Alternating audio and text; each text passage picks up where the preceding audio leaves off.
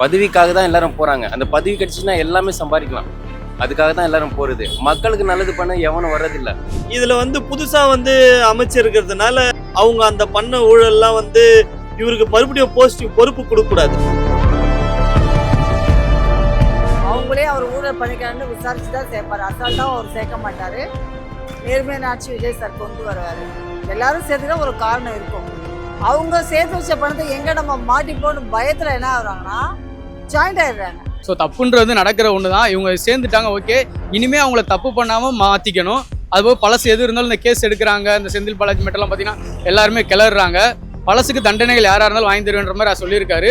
இனிமேல் தப்புகள் நடக்காமல் தப்பு பண்ணவங்களா இருந்தாலும் பார்த்துக்கிறேன்ற வாக்குமூலம் தான் போய்கிட்டு இருக்கு. ஒருத்தவங்க முதல் அமைச்சராக இருந்துட்டு 100 பேரை தப்பு செய்ய விட்டு அது தப்பு தானம்மா அது. இப்போ எல்லாரும் என்ன பண்ணா எல்லாரும் போயிருக்காங்க. எப்படின்னா நோண்டி நொங்க எடுத்து எப்படி செய்தாங்க ஏது செய்தாங்க அந்த பணத்தை கேட்பாங்கன்னு சொல்லிட்டு இப்போ எல்லாம் போய் ஒன்றா சேர்ந்துட்டாங்க. டோட்டலாக அதிமுகலேருந்து போகிறவங்க எல்லாம் உத்தமராகலான்னா கண்டிப்பாக கிடையாது. அதுவும் one of the Dravida parties தான்.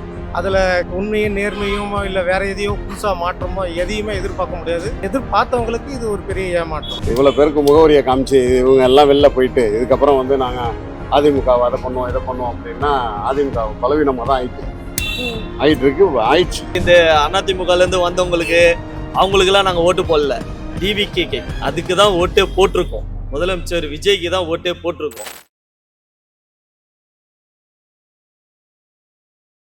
அதிமுகவுடைய முக்கிய தலைவர்கள் எல்லாருமே இப்ப தாவேக்கால போய் இணைஞ்சிட்டு வராங்க. முக்கியமா எம்எல்ஏக்கள் தங்களுடைய பதவியை ராஜினாமா செஞ்சுட்டு கூட தாவேக்கால போய் இணைகிறாங்க. இப்படி மாற்று கட்சியினர் தாவேக்காவில இணையறத மக்கள் எப்படி பார்க்கிறாங்க? அதே சமயம் விஜய் அவர்கள் எல்லா இடத்துலயும் நான் ஒரு தூய சக்தி ஊழலை எதிர்ப்பேன்னு பேசிட்டு இருக்காங்க. ஆனா ஊழல்வாதிகளை தாவேக்காவில இணைக்கிறத மக்கள் எப்படி பார்க்கிறாங்க அப்படின்ற ஒரு கேள்வி இருக்கு.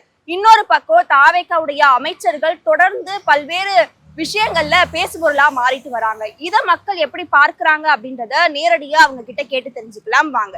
ஆனா இப்ப டிவிகேல ஏடிஎம்கே சார்ந்தவங்க போயிட்டு இருக்காங்க. முன்னாள் அமைச்சர்கள், அது மட்டும் இல்லாம நிர்வாகிகள்னு எல்லாருமே டிவிகேக்கு போயிட்டு இருக்காங்க. இப்ப அதிமுக வந்தவங்க மேல ஊழல் இல்லையா? ஏன்னா அவங்க மேலயுமே ஊழல் குற்றச்சாட்டுகள் இருக்கு. இப்ப ஜாயின் பண்ண உடனே தூய சக்தியா மாறிட்டாங்களான்ற ஒரு கேள்வி இருக்கு. எப்படி பாக்குறீங்க? நான் இப்ப ஏடிஎம்கேல இருந்து டிவிகேக்கு போயிட்டு இருக்கிறத. இப்போ எல்லாருக்குமே பணத்தை விட பதவி ஆசை. எல்லாருக்குமே பதவி ஆசை வேணும். பதவிக்காக தான் எல்லாரும் போறாங்க. அந்த பதவி கிடைச்சுன்னா எல்லாமே சம்பாதிக்கலாம். அதுக்காக தான் எல்லாரும் போறது. மக்களுக்கு நல்லது பண்ண எவனும் வர்றதில்லை. ஏன்னா இது வரைக்கும் இங்கே பண்ணியிருக்கான் பாருங்க. இந்த தெருவு போய் பாருங்க. இந்த 3 தெரு கூட ரோடே சரியில்லை. இத்தனை வருஷமா எல்லாருமே ஆட்சி பண்றாங்க. ரோடு பார்த்து சரியே இல்லை கொஞ்சம். இதே நம்ம தொழிலை பத்தி பார்க்க போனீங்கன்னா தொழில ஆட்டோக்காரங்க பத்தி யாருமே பேச மாட்டாங்க. நம்ம பக்கத்துலேயே வராதிங்கன்றாங்க. பக்கத்துல யாருமே வரக்கூடாது அப்படின்ட்டாங்க. அப்போ ஏழைங்களுக்கு நீங்க பார்க்க விரும்பலைன்னா அப்போ என்னத்துக்கு நீங்க ஆட்சிக்கு வர்றீங்க இல்லையா?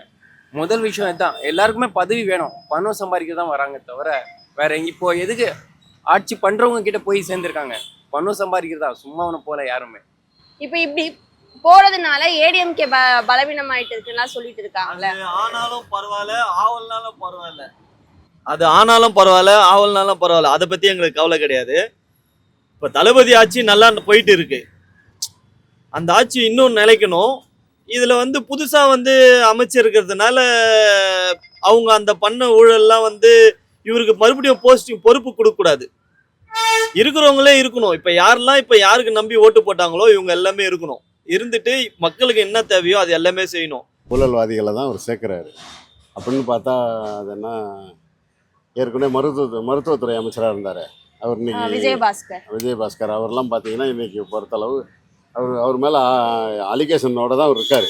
அவர்லாம் எப்படி சேர்க்கலாம்? அப்போ விஜய் கட்சி ஒரு அதை சொல்லிக்கிற அளவுக்கு இல்லாமல் போயிட்டு இருக்கு அப்படின்னு தான் எடுத்துக்காரு. இப்ப அதிமுக அதிமுகவுடைய தலைமை இபிஎஸ் அவர்கள் சர்வாதிகாரியா இருக்காங்க. அதனாலதான் நாங்க கட்சி விட்டு வெளியேறோம்னு சொல்றாங்க. அதிமுக இருந்து வெளியேறவங்களாம். இபிஎஸ் யாருன்னா ஜெயலலிதாவா? அவங்க அவரு இவங்களே இது பண்ணி அதை சரி பண்ணியிருக்கலாமே. இவங்க அப்போ சரி பண்ண முடியாமல் இங்கே போனால் வழக்கு நம்ம அவங்க மேலே தொடுக்க மாட்டாங்கன்றதுக்காக தானே போகிறாங்க. இப்ப பணத்துக்காகவும் அவங்க மேல இருக்கிற வழக்கு வரக்கூடாதுன்றதுக்காக அவங்க வச்சிருக்க சொத்தை பாதுகாத்து கொள்வதற்காகவும் வழக்கு இவங்க மேலே பாஞ்சிடக்கூடாதுன்றதுக்காக தான். இடையில சிடிஆர் நிர்மல்குமார் அமைச்சர் என்ன சொல்றாருன்னா அவர் மேல வழக்கு இருந்தாலும் அதை நாங்க கண்டிப்பா அதுக்கான முன்னெடுப்பை எடுப்போம் அப்படின்னு சொல்லியிருக்கோம். யாரும் ஊழல் இருக்கிறவங்கள தாவேக்கா வந்து விட்டுறாது. என்னோட ஒரே வார்த்தை என்னன்னு கேட்டேன்னா, மக்களோட வரி பணத்தை திருடினவங்க, ஏவா வேலா இருக்கட்டும் இல்லை விஜயபாஸ்கரா இருக்கட்டும், வரி பணத்தை திருடினவங்க, இது அரசு கஜானாவுக்கு வந்துச்சு, இந்த துறை மூலியமாக இந்த பணம் மக்களுக்கு போய் செலவு பண்ணப்பட்டுச்சு அப்படின்னு சொல்லி வரலாறு இருக்கா? இந்திய சுதந்திர நாடு தானே, ஜனநாயக நாட்டில், அது மக்கள் ஓட்டு போகிற அதிகாரத்தில் உள்ள நாட்டில் எப்படி இவ்வளோ கோடி ரூபா ஒருத்தன் திருட முடியும்? அது எவ்வளோ ஒரு அநாகரிகமான நாடு நம்ம நாடு. அவங்களே அவர் ஊழல் பண்ணிக்கிறான்னு விசாரிச்சு தான் சேர்ப்பார். அசால்ட்டாக அவர் சேர்க்க மாட்டார். நேர்மையான ஆட்சி விஜய் சார் கொண்டு வருவார். எல்லாரும் சேர்த்துக்கிட்டா ஒரு காரணம் இருக்கும். அவங்க சேர்த்து வச்ச பணத்தை எங்கே நம்ம மாட்டிப்போன்னு பயத்தில் என்ன ஆகுறாங்கன்னா ஜாயிண்ட் ஆகிடுறாங்க. அப்போ நம்ம தப்பிப்பேன். ஆனால் அவருக்கு தப்பிச்சாலும் அவர் விடுற மாதிரி இல்லை. கண்டிப்பாக அவர் தண்டனை எல்லாருக்கும் கொடுப்பாரு. இப்போ ஊழலோட வந்தா கூட அவங்க மேல தப்பு இருந்தா விஜய் ஆக்ஷன் எடுப்பாரு. கண்டிப்பாக. இப்ப ஏற்கனவே வந்து தாவேக்கால நிறைய விமர்சனம் பண்ணிட்டு இருக்காங்க. ரீல்ஸ் ஆச்சு, அவங்க வந்து மக்களுக்கு ஒன்றும் பண்ணல, ரீல்ஸ் எடுத்து போட்டுன்னு இருக்காங்கல்ல சொல்றாங்கல்ல, அதை நீங்க எப்படி பாக்குறீங்க? அது ரியல் செட்டே இல்லை. ஒரு புது மனிதனை ஆட்சி செய்வோம், நிறைய இடையூறுகள் வில்லங்கங்கள் வரும், அவமானம் எல்லாத்தையும் கடந்து வரணும். இப்ப தீய சக்தி அப்படின்னு சொல்லி விமர்சனம் பண்ணாங்க, ஊழல் சக்தின்னு சொன்னாங்க. தாவேக்கால சேர்ந்த உடனே தூய சக்தியா மாறிடுவாங்களா? மாற முடியாது. அப்ப அது வந்து எப்படி அவர் ஆக்ஷன் எடுப்பாரு? தீய சக்தியை முறியடிச்சு தூய்மையான பாரத தமிழ்நாட்டை காப்பாற்றுவார். மக்களுக்கு என்ன தேவையோ அது கரெக்டாக செய்வார். அவர் அதனால தான் இன்னைக்கு நியாயமாக போயிட்டுருக்கு. அளவுக்கு பெரிய சொத்து சேர்த்தவங்க முடங்கி போயிட்டு பயத்தில் வந்து இப்போ கட்சி விட்டு கட்சி தாவுறாங்க, தவக்குள்ள மாதிரி. இவர் தண்டிக்க போகிறாரு முன்கூட்டியே தெரிஞ்சு என்ன பண்ணுறாங்க, எல்லாருமே அவர் பக்கம் போகிறாரு. அவர் பக்கமும் சேர்த்துக்கிட்டாலும் அதுக்குள்ளே தண்டனை அவர் கண்டிப்பாக எல்லாருக்கும் தருவார். இன்னைக்கு அவர் மூலயமா எங்களுக்கு ஓரளவுக்கு பாதுகாப்பு கிடைச்சிருக்கு. அதாவது நீதிநெறி நிலைநாட்டி எல்லாருக்கும் நல்ல சேவை நான் எதிர்பார்க்கிறேன். இது வந்து எப்படி எடுத்துக்கணும்னா, விஜய் தான் பார்த்து திரும்ப அதிமுகவில் இருந்த எல்லாத்தையும் வந்து இப்போ தாவேக்கால பாதி பேர் சேர்ந்துக்கிட்டு இருக்காங்க. ஸோ தப்புன்றது நடக்கிற ஒன்று தான். இவங்க சேர்ந்துட்டாங்க, ஓகே. இனிமேல் அவங்கள தப்பு பண்ணாமல் மாற்றிக்கணும். அதுபோல் பழசு எது இருந்தாலும் இந்த கேஸ் எடுக்கிறாங்க, இந்த செந்தில் பாலாஜி மெட்டெல்லாம் பார்த்தீங்கன்னா எல்லாருமே கிளறாங்க. பழசுக்கு தண்டனைகள் யாராக இருந்தாலும் வாங்கி தருவேன்ற மாதிரி அவர் சொல்லியிருக்காரு. இனிமேல் தப்புகள் நடக்காமல் தப்பு பண்ணவங்களா இருந்தாலும் பார்த்துக்கிறேன்ற வாக்குமூலம் தான் போய்கிட்டு இருக்கு. அப்படி இல்லை, அவனை என்ன நினைக்கிறாங்க விஜய்னாக்கா, விஜய் தம்பினா பட் நம்ம நல்லபடியாக எல்லாமே நடத்துனாக்கா பட் நம்மளுக்கும் நல்ல பேர், மக்களும் நம்மளை நல்லபடியாக நேசிப்பாங்க, நம்மளும் மக்களும் நல்லா நேசிப்பாங்க. நம்ம எதுவும் தப்பு செய்யக்கூடாது, தப்பு செய்கிறவங்கள வந்து கண்டிஷன் பண்ணணும், கரெக்டாக நல்ல வழிக்கு கொண்டு வரணும்னு சொல்லிட்டு அவங்க நினைக்கிறாங்க. அது கரெக்டு தானம்மா? ஒருத்தவங்க வந்துட்டு முதலமைச்சராக இருந்துட்டு 100 பேரை தப்பு செய்ய விட்டு அது தப்பு தானம்மா? அது முதல்ல மக்களுக்கு என்னவோ அது மெயினாக செய்யணும். அதேமாரி ஆட்சியில் ஒரு 100 பேர் இருக்கிறாங்கன்னா அவங்களுக்கு எந்த தப்பும் பண்ணிட்டு மக்களுடைய பணத்தை வந்துட்டு வந்து எல்லாத்தையும் எடுத்துக்கிட்டு அந்த மாதிரிலாம் பண்ணக்கூடாது. ஊழல் பண்ணாக்கா அது மக்களுக்கு தானேம்மா இது கரெக்டாக தானே சொல்கிறா போல, அது கரெக்ட் தானே? இப்போ எல்லாரும் என்ன பண்ணால் எல்லாரும் போயிருக்காங்க. எப்படின்னா நோண்டி நொங்க எடுத்து எப்படி செய்தாங்க ஏது செய்தாங்க அந்த பணத்தை கேட்பாங்கன்னு சொல்லிட்டு இப்போ எல்லாம் போய் ஒன்றா சேர்ந்துட்டாங்க. விஜய் சார் அது வந்து நடவடிக்கை எடுக்கணும், எத்தா தான் எந்த விஷயமும் தெரியும். இது மறுபடியும் ஒரு திராவிட கட்சியோட அதிமுக. அதுதான் என்னென்னா டைரெக்டாக அதிமுகவை வாஷ் அவுட் பண்ணிவிட்டு இவங்க ரெண்டாவதா, அதாவது டைரெக்டாக அவர் விஜய் சொன்ன மாதிரி திமுகவுக்கும் அதிமுகவுக்கும் தான் நேரடி அவர் டிவிக்கு தான் நேரடி போட்டினார் இல்லையா, அதை கொண்டு வர்றதுக்கு தான் அந்த செட்டப் பண்ணுறாங்க. ஸோ டோட்டலாக அதிமுகவிலேருந்து போகிறவங்க எல்லாம் உத்தமராகலான்னா கண்டிப்பாக கிடையாது. அதுவும் one of the Dravida parties தான். அதில் இது உண்மையும் நேர்மையுமோ இல்லை வேறு எதையோ புதுசாக மாற்றமோ எதையுமே எதிர்பார்க்க முடியாது. எதிர்பார்த்தவங்களுக்கு இது ஒரு பெரிய ஏமாற்றம். இப்ப அதிமுக வந்து பலவீனம் ஆயிடுச்சா? இப்ப அதிமுகவுடைய சின்னத்துக்கான மதிப்பு வந்து குறைஞ்சிருக்குன்னு நினைக்கிறீங்களா? ஏன்னா அந்த சின்னத்துடைய மதிப்பு தான் வந்து அதிமுகவுடைய பலம்னு சொல்லிட்டு இருந்தாங்க.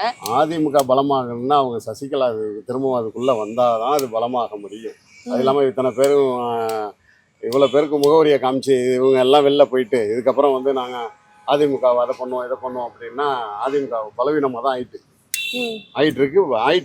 இப்ப வெளியே போனவங்க எல்லாம் துரோகிகள் தான் அப்படின்றத இபிஎஸ் சொல்றாரு. அவரு இபிஎஸ் சொல்லலாம். இபிஎஸ் அங்கே பண்ண ஒரு சில தவறுகள்ல தான் இவங்க எல்லாரும் போறாங்க அப்படின்ற மாதிரி கூட இருக்கலாம். ஆனால் எல்லாரும் வந்து எல்லார் மேலேயும் ஊழல் வழக்கு இருக்கு. அதை வந்து அங்கே கண் துடைக்கிறதுக்காக தான் அங்கே போறாங்க. ஏன்னா அங்கே எதுவும் பண்ணக்கூடாது, இதில் சிபிஐ வழக்கு வந்துடக்கூடாது அப்படின்றதுக்காக தான் போறாங்களே. இப்போ குறைஞ்சிருக்குன்னா அவங்கவுங்க ஊழல் குறைஞ்சிருக்கு. மற்றபடி திமுக அந்த ரெட்டைலன்றது எப்பவுமே மாறுது, அப்படியே தான் உயர்ந்தா இருக்கும். அவங்கவுங்க பண்ண ஊழல்னால அது முடங்கியிருக்கு. இப்ப அதிமுகல இருந்து வெளியேறதுக்கு எல்லாரும் என்ன சொல்றாங்கன்னா தலைமை இபிஎஸ் சரியில்லை, அதனாலதான் நாங்க வெளியேறோம் அப்படின்னு சொல்றாங்க. அதை எடுத்துக்கலாமா? இபிஎஸ் சரியில்லைன்னா இதுக்கப்புறம் கட்சியே இல்லை. இதுக்கப்புறம் ஆட்சி 20 வருஷம் ஆச்சுனாலும் விஜய் சார் தான் வருவன்ற முழு நம்பிக்கையில அவங்க என்ன செய்யணும், நம்ம விஜய் கிட்ட போய் சேர்ந்தோம், அப்படி சேர்ந்துட்டாங்க, அவ்வளோதான். மற்றபடி அந்த கட்சி அப்படியே தான் இருக்கு. அவங்க அந்த பணம் பலத்தினால இங்கே மாட்டிப்போன ஒரு பயத்தில் போய் எனக்கு விஜய் கிட்ட சேர்ந்துருக்காங்க, அவ்வளோதான். கண்டிப்பாக மக்கள் மத்தியில் குறைஞ்சிருச்சு. என்னைக்கு எடப்பாடி பழனிசாமி அந்த சசிகலா டீம் தினகரன் ஓபிஎஸ் இவங்க பிரிஞ்சாங்களோ அன்னைக்கே அந்த சின்னன்றது ஒன்று அழிஞ்சிருச்சு. இன்னமும் சின்ன இருக்கிற காரணம் பழைய ஆட்கள் ஜெயலலிதா எம்ஜிஆர் முகத்துக்காக பார்க்குற ஆட்கள் மட்டும்தான் இன்னமும் வந்து ரெட்டலைக்கு போட்டுக்கிட்டு இருக்காங்க. சின்னம்லாம் எப்போ அழிஞ்சிருச்சு, இனிமேல் வர்றதுக்குலாம் ரொம்ப வாய்ப்பு குறைவு. டிவிகேல வந்து காலகாலமா அந்த இயக்கமா இருந்தப்பதுல இருக்கிறவங்களுக்கு தான் இப்ப முன்னுரிமை இருந்தது. அப்படி இருக்கும்பொழுது இப்ப கொஞ்சம் அவங்கள விட அனுபவம் சார்ந்து அரசியலும் சரி எல்லாத்தையும் அனுபவம் சார்ந்து ஒருத்தர் வராங்கன்னா அவங்க மூலமா இப்ப இருக்கிறவங்களுக்கு ஆபத்து வரதுக்கான வாய்ப்பு இருக்கு. அப்படி இருக்கிறதுக்கு வாய்ப்பு கிடையாது. ஏன்னா இவங்க வந்து கட்சியில இருந்தவங்க டைரக்டா வேற கட்சியில இருந்து வராங்கன்ற பெரிய போஸ்டிங் பெரிய அளவில் போட்டு இவங்க வந்து ஆரம்ப காலத்துல விஜய் மக்கள் இயக்கத்துல இருந்து இருக்கவங்களே இருக்காங்கன்ற போது அவங்களை இவங்களுக்கு கீழே போட முடியாது.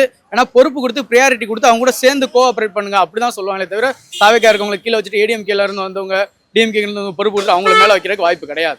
அதுதான் இப்போ இன்னும் எங்களுக்கு சரியா ஒரு கேள்விக்குறியாகுது. நாங்க எல்லாம் போட்டதுக்கு வந்து இந்த அதிமுகல இருந்து வந்தவங்களுக்கு அவங்களுக்கெல்லாம் நாங்க ஓட்டு போடல, புரியுதுங்களா? இந்த டிவிகே அதுக்கு தான் ஓட்டே போட்டிருக்கோம். முதலமைச்சர் விஜய்க்கு தான் ஓட்டே போட்டிருக்கோம். அவங்க தான் ஆட்சி அமைக்கணும். அவங்களுக்கு சார்ந்தவங்க நின்னாங்க தெரியுமா, அவங்களுக்கு தான் அவங்க தான் இருக்கணும் இந்த 5 வருஷத்துக்கும். பார்ப்போம், இன்னும் கொஞ்ச நாள் பார்ப்போம். எல்லாமே வந்து உடனே எதுவும் ஒன்றும் பண்ண முடியாது. இவங்களோட பதவி என்ன பண்ணுவாங்க, இவங்க ஐடியா கொடுத்து திரும்ப அதிகாரியும் அரசியல்வாதிகள்னா ஒரு நாட்டில் வந்து பணத்தை திருட முடியாதுல்ல. அப்படி இருக்கிற சூழலில் வந்து இவங்க வந்து இதுக்கப்புறம் அப்படி டிவிக்கு ஓரளவு நல்லது செய்யும்னு மக்கள் எதிர்பார்க்க முடியும். ஒரு ஒன்றும் இல்லை, ஒரு 50,000 1 லட்சம் கடன் வாங்கினா அவங்களுக்கு தள்ளுபடி பண்ணலாம். விவசாயிக்கு 5 லட்சம் கடன் வாங்கினவங்களுக்கு தள்ளுபடி பண்ணு அப்படின்னா அது வந்து ஜனநாயக நாட்டில் முடிஞ்ச அளவுக்கு திருடிக்கு அப்படின்றது எடுத்துக்காட்டான அர்த்தம் தான் அது. அதே மாதிரி தான் இப்போ இவங்களோட இதுவும் போக்கும் முடிஞ்ச அளவுக்கு நம்ம பேரில் வழக்கு வராது அப்படின்றதுக்காக தான் போகிறாங்க. மேடம் அதில் அவங்க டிவிகேல பார்த்தீங்கன்னா ஒருத்தருக்கு கூட அனுபவம் இல்லாதவங்க தான் இருக்காங்க. ஸோ இவங்க என்னென்னா இப்போ அடுத்து இப்போ ஏற்கனவே கூட்டணி கட்சிக்காரங்களை கூப்பிட்டு வச்சுருக்காங்க இல்லையா, இந்த டிஎம்கேலேருந்து விசிகே இடதுசாரிகள்லாம் கூப்பிட்டு வச்சுருக்காங்க இல்லையா. ஸோ அவங்கள சப்போஸ் அவங்க ஏதாவது இது பண்ணால் வெளியே வந்துடலான்னா இப்போ ஏடிஎம்கேவை தக்க வச்சுக்கிறதுக்காக அவங்கள கூட்டு மறுபடியும் இடைத்தேர்தல் நிற்க வச்சு அவங்கள ஜெயிக்க வச்சு அப்படியே டிவிக்கு ஆளாக மாற்றுறதுக்கான முயற்சி தான். இதில் பெரிய வித்தியாசம் என்னென்னா அவங்களுக்கு கட்சியோடைய அந்த அரசியலில் இப்போ இல்லை. இப்போ இருக்கிற அமைச்சர்கள் எல்லாமே வந்து கொஞ்சம் கூட அடிப்படை அரசியல் அனுபவமே இல்லை, சும்மா பேருக்கு வச்சுருக்காங்க. இன்னும் ஒரு 6 மாதத்தில் வந்து இப்போ புதுசாக வந்துருக்காங்க இல்லையா, ஏடிஎம்கேலேருந்து வந்த அமைச்சர்கள்லாம் அமைச்சராக்கி இவங்கள உள்ளே கொண்டு வந்து இவங்கள அமைச்சராக்கி ஒரு செட்டப் பண்ணுறதுக்கு தான் இந்த முயற்சி. ஒரு 5 வருஷம் ஓட்டணுன்றதுக்காக தான் இந்த முயற்சியை தவிர அவங்க புதுசாக ஒன்றும் மாற்றத்தை வந்து பண்ண போகிறது இல்லை. இப்ப இன்னொரு பக்கம் ஏற்கனவே வந்து சொல்லியிருந்தாங்க தாவேக்கா வந்து அடுத்த அதிமுகவா தான் இருக்கும், அவங்க அந்த ஒரு கட்சியை நிரப்பறதுக்கான ஒரு வேலையை தாவேக்கா பண்ணும் அப்படின்றத சொல்லிட்டு இருந்தாங்க.